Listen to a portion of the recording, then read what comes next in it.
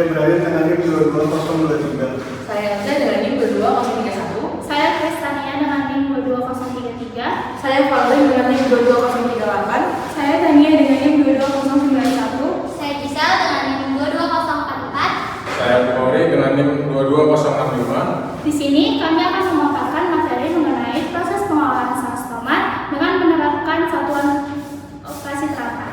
Selamat malam. Tahukah kamu, tomat bukan hanya sayuran yang sering kita temukan di dapur, tetapi juga merupakan bahan dasar berbagai produk makanan yang kita konsumsi sehari-hari. Mulai dari saus, pasta tomat, hingga jus, semuanya melalui proses produksi yang terstandarisasi agar aman dan berkualitas. Tomat adalah buah dengan kandungan air yang tinggi, kaya vitamin C, likopen, dan antioksidan. Warna merah pada tomat berasal dari likopen, yaitu senyawa yang dikenal baik untuk kesehatan jantung dan kulit. Tomat yang digunakan di industri pangan biasanya merupakan varietas khusus yang memiliki daging lebih tebal dan rasa yang lebih kuat. Tomat biasanya dipanen dalam skala besar untuk memenuhi permintaan pabrik pengolahan. Buah tomat akan dipanen jika sudah mengalami matang secara morfologis yang ditandai dengan ciri-ciri, yaitu berwarna merah cerah, tekstur tidak terlalu lunak, serta rasa manis sedikit asam. Saus tomat merupakan produk berbentuk pasta dengan aroma khas tomat, berwarna merah tua, serta rasa manis sedikit asam. Saus tomat cocok dikonsumsi dengan kentang goreng, burger, dan sebagainya, sehingga dapat menambah selera makan.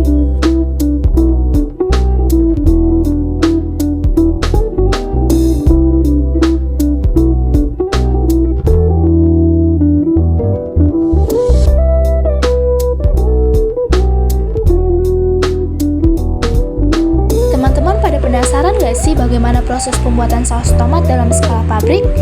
Di sini kami akan membahas mengenai pembuatan saus tomat dalam skala pabrik. Tahapan yang pertama, tomat yang telah matang akan dipanen kemudian dibawa menggunakan mobil pengangkut menuju pabrik pengolahan. Di pabrik terdapat beberapa tahapan yang harus dilakukan, yaitu sortasi tomat, pencucian, blanching, penghalusan, penyaringan, pemasakan, pencampuran bahan lainnya, pasteurisasi, dan pengemasan. Teman-teman pasti pada gak asing kan dengan saus tomat? Saus tomat merupakan bahan pelengkap yang biasa kita gunakan pada berbagai makanan. Nah, saus tomat ini dibuat dari pasta tomat yang ditambahkan dengan bumbu dan BTB. Jadi, meskipun kadar air pada saus tomat ini tinggi, saus tomat ini dapat disimpan pada umur yang panjang. Tahu gak sih kenapa? Karena formulasi pada saus tomat ini terdapat gula, garam, pengawet, dan asam. Terus, proses pembuatan saus tomat ini berkaitan dengan satuan operasi. Hal ini dapat disebabkan karena prosesnya melibatkan tahapan pencucian, pemotongan, pemanasan, dan lainnya. Setiap proses ini menerapkan prinsip pemanasan, proses mekanik, dan penguapan untuk menghasilkan saus yang berkualitas.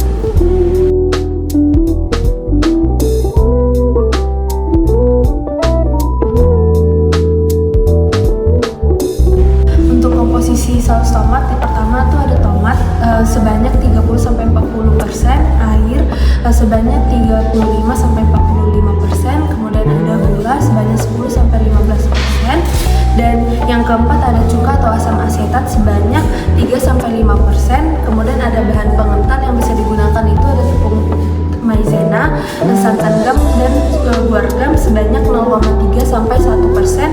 Kemudian ada bumbu rempah yang bisa digunakan itu bawang merah, bawang putih, lada, dan yang lainnya sebanyak 1-3%. Dan yang terakhir ada garam sebanyak 1-2%. Sortasi bahan. Disortasi tomat yang segar, matang merata, dan bebas dari kerusakan fisik. Tomat yang busuk, memar, atau terlihat kurang baik dipisahkan agar tidak menurunkan kualitas saus. Langkah ini membantu untuk memastikan kualitas bahan baku lebih seragam sehingga hasil saus tomat lebih konsisten.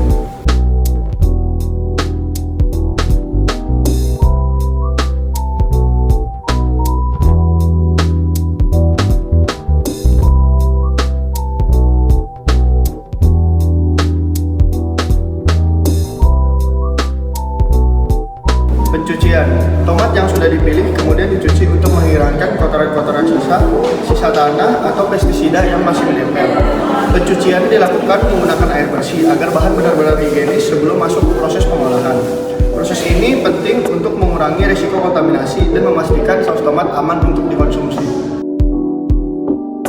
Blenching merupakan pemanasan pada bahan pangan dengan suhu lebih kecil dari 100 derajat Celcius, umumnya 82 sampai 93 derajat Celcius dengan kurun waktu 3 sampai 5 menit.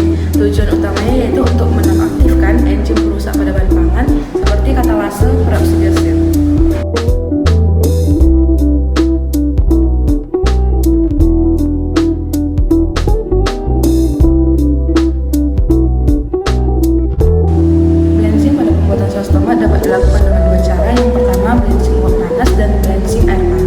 Blenching uap panas kelebihannya itu mengurangi komponen yang larut dalam air, mengurangi limbah dan memudahkan proses pembersihan. Sedangkan kekurangannya yaitu biaya yang relatif besar dan adanya kemungkinan panas tidak merata. Keuntungan dari blenching air panas yaitu biaya yang relatif lebih murah dan mengurangi pemanasan yang tidak merata karena menggunakan air secara efektif. Sedangkan kekurangannya itu adanya komponen yang larut dalam air dan meningkatkan limbah yang dalam jumlah tinggi. Apa tujuan dari blenching? Yang pertama, mempermudah proses pengupasan kulit. Yang kedua, mempertahankan warna dari tomat. Yang ketiga, mengeluarkan udara dari jaringan tomat. Yang keempat, membunuh sel-sel vegetatif dari mikroorganisme. Yang kelima itu melunakkan tekstur. Dan yang keenam ada menginaktivasi enzim perusakan.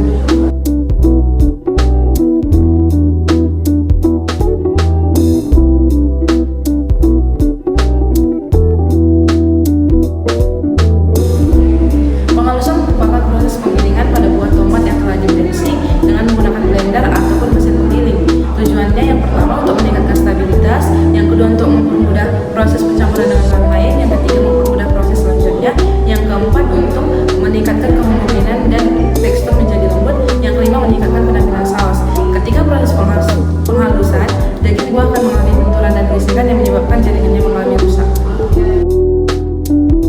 Selanjutnya dilakukan proses penyaringan, di mana proses ini dilakukan pemisahan partikel kasar seperti biji, kulit dan serat yang tidak diingat pada bubur tomat sehingga menghasilkan saus tomat yang lebih stabil, kompak dan juga seragam.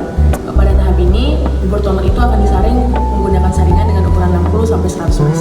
Tujuan dari proses penyaringan ini yang pertama itu memastikan tidak adanya partikel besar yang dapat mengganggu mouthfeel saus. Yang kedua, dapat memperbaiki homogenitas. Yang ketiga, memperbaiki penampilan visual. Yang keempat, mengurangi risiko mikroba yang mungkin menempel pada kulit ataupun bijinya. Dan yang kelima, untuk mempercepat proses dan menjaga konsistensi kualitas.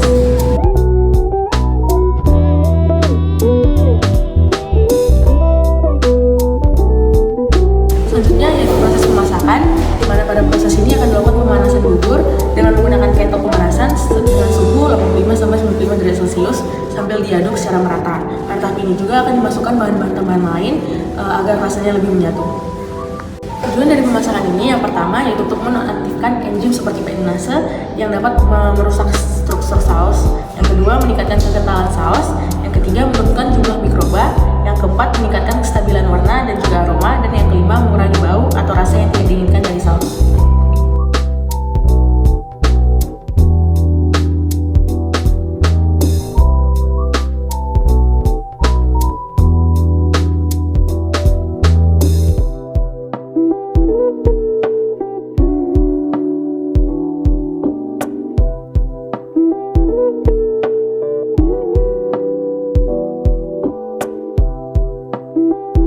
Dalam pembuatan saus tomat, ditambahkan bahan pengental. Teman-teman tahu nggak bahan pengental itu apa?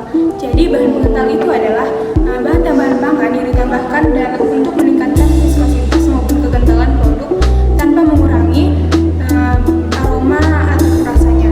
Bahan pengental ini memiliki tujuan untuk meningkatkan viskositas dan stabilitas dengan mencegah pemisahan fase. Pengental yang dapat digunakan yaitu maizena, tapioka maupun karetina. Selanjutnya yang digunakan dalam pembuatan saus tomat yaitu penambahan asam. Penambahan asam merupakan salah satu metode yang efektif sebagai pengawet dalam pembuatan saus tomat. Proses ini bekerja dengan cara menurunkan pH terlalu asam untuk pertumbuhan mikroba dan mikroba patogen maupun pembusuk dapat dicegah.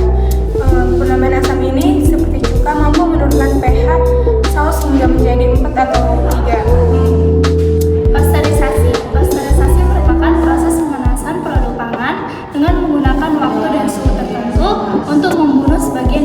mikroba pantogenen. Proses pasteurisasi pada saus bertujuan untuk membunuh mikroorganisme vegetatif seperti jamur, E. coli, salmonella, dan sebagainya, sehingga dapat memperpanjang umur simpan hingga 367 hari dengan suhu 30 derajat Celcius tanpa kerusakan sensori. Prosesnya itu dilakukan setelah ditambahkan pengental dan bumbu lainnya. Kemudian dimasukkan saus tomat ke dalam kemasan steril, baru dilakukan pasteurisasi.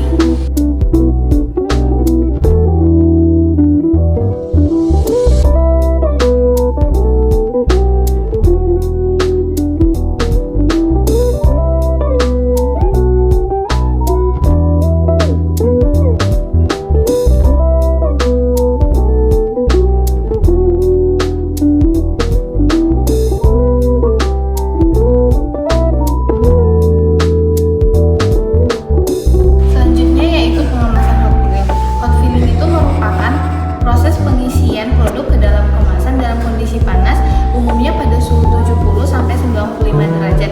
Adapun tujuan dari pengemasan hot filling itu yang pertama untuk inaktivasi mikroba pada permukaan kemasan yang mungkin masih tersisa pada bagian tutup dan juga dinding botol. Yang kedua untuk pembentukan vakum yang dapat meningkatkan keamanan dan juga umur simpan produk. Selanjutnya untuk menurunkan reaksi oksidasi yaitu dengan mengurangi oxidative browning dan juga keternikan, dan yang terakhir yaitu untuk mengurangi kontaminasi selama proses panas.